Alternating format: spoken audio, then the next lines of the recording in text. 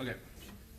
Okay, we're going to convene this 1 p.m. hearing, joint hearing between the Technology and Government Operations Committee. Thank you for hosting us. I'd also like to note to the committee and to the audience that we are streaming technology, which requires the legislature, state departments, and boards and commissions to live stream public hearings and develop procedures for receiving remote testimony. First testifier we have, well, actually, we'll take them out of order, even though they're late. The Office of the Governor, providing comments. And then we have the DCCA.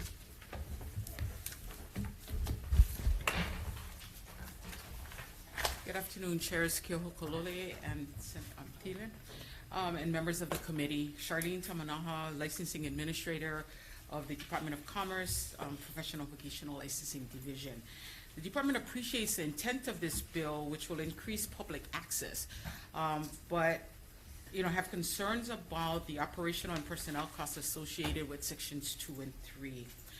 And collectively, the department holds approximately 225 Chapter 92 hearings, and it frequently holds meetings that run simultaneously in all of our different meeting rooms. So as the committees are aware, the PVL and department are self-sufficient and derive our fundings from the revenues of the 52 licensing areas that we oversee. And so respectfully, the department believes that licensees should not shoulder the costs associated with implementing this bill. And if a general fund appropriation is provided, that the department requests that it be included in that general fund appropriation. Okay, thank you. We are trying to get to some other proceedings. It's a busy day. We have received all the submitted testimony. We have read it all. So if you'd like to add anything in particular, please do so, but otherwise I'd encourage everyone to stand on their testimony so that we can move this forward. I do intend to move this measure forward today. Next we have the Department of Labor and Industrial Relations. Okay, providing comments. The DLNR. Thank you. Office of Information Practices. Chairs, we'll stand on our written testimony with comments. Thank you. Disability Communication Access Board. Colin. Hello, it's nice to see you again. My name is Colin. I'm the ADA coordinator for DCAP. And I just wanted to emphasize that we support the intent of this bill, but we like to provide some comments. Last month, the state of Florida was sued by the National Association of the Deaf, NAD, to require open captioning on all of their legislative hearings that are being live streamed. The Court of Appeals held that NAD was correct, and that the ADA requires equal access and captioning. So I'd like you to keep this in mind as you pursue this bill. Our comments are not meant to deter this effort, but just something for you to keep in mind that this program needs to be accessible to all folks with disabilities. Thank you for your time. Thank you. Let me see. We have the Department of Planning and Permitting. I believe this is Honolulu. Thank you. Employee Retirement System. In opposition, the Hawaii Paroling Authority. Chair, if you receive our amended testimony, we'll stand on the written testimony. If not, I have copies for you. Yeah, maybe we'll take the copies. Thank you. Thank you. Okay, Office of Planning. Office of Planning stands on the testimony. Thank you. Testifying for the Office of the County Clerk, Hawaii County. Providing comments. Hawaii Civil Rights Commission. Providing comments. Democratic Party of Hawaii. In support. Kohala Coast Resort Association. In support. Hawaii Alliance of Nonprofit Organizations. In support. Hawaii Advocates for Consumer Rights. In support. Common Cause.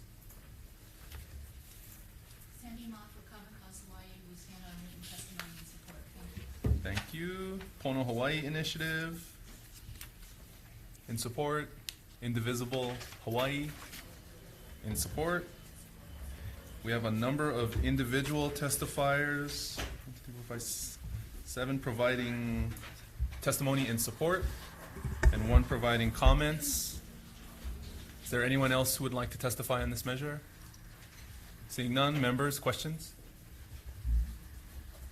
Okay, seeing none, we are going to recess for decision making.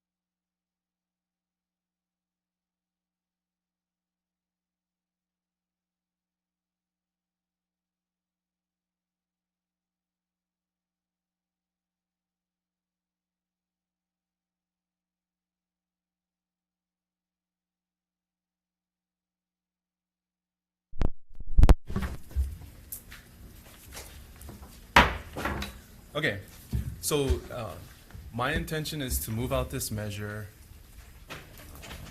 and I'd like to take a minute and provide a justification before we vote. It's increasingly concerning to me that members of the public can leverage their own smartphone and social media technology in public proceedings to broadcast these meetings in a manner that the government cannot. Particularly concerning is the absence of, when live stream is taken into account, the absence of a credible and verifiable audiovisual record of a proceeding on behalf of the government. So basically we have a situation now where the only such record that can be attained is possessed by an outside entity whose mandate and prerogative may not be an accurate record, providing an accurate record of what happened. Moreover, because the state currently doesn't have this capability, it simply cannot reach some segments of the public. So we can't just continue to lean on these perceived limitations of the Sunshine Law and the ADA in not allowing access to whole segments of our public. And particularly in this age of doctored videos and deepfake technology that can go viral so quickly, I believe it is in the state interest to move aggressively to adapt to this current situation, and it's incumbent on us to provide a means of access for public proceedings commensurate with the technology that exists today. So what I'm going to recommend that we do, first of all, is remove the legislative sections from this bill.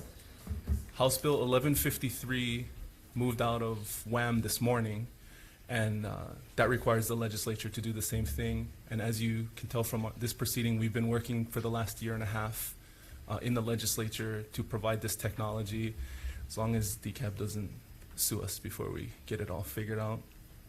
I'm also going to add a social media posting requirement into the notice provisions of the Sunshine Law. Currently, most agencies have a website posting policy for their meetings, but I'm going to add a social media posting requirement. We're going to take the OIP recommendations and change references to public hearing, change them from public hearing to meeting so that they're consistent with the Sunshine Law. I'm also going to note the defective date on this measure. And what we're going to do is we're going to, instead of applying this to all state agencies and county agencies, we're going to start with a pilot project limited to just 3 boards: the Board of Agriculture, the Board of Land and Natural Resources, and the Hawaiian Homes Commission.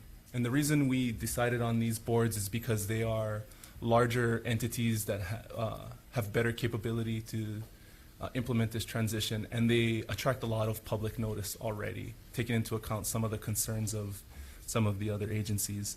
I'm also going to propose that this measure take effect for all state boards and commissions beginning January 1, 2023. Members, any questions?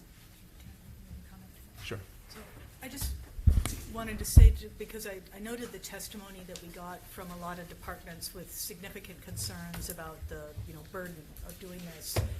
And 9 years ago, I was sitting in your seat, working in a department, and would have had that be my primary concern too. But now that I've had a chance to be in the legislature, we spend a lot of time in the public and a lot of time listening to people. Neighborhood board meetings, community meetings, and the like. And society has changed a lot. Our sunshine law was kind of groundbreaking when we first put it out there, and agencies thought that was burdensome. We've become accustomed to it. But nowadays, society expects a lot more openness and transparency and access to information. And we're an island state. And so many of our population literally cannot get over here.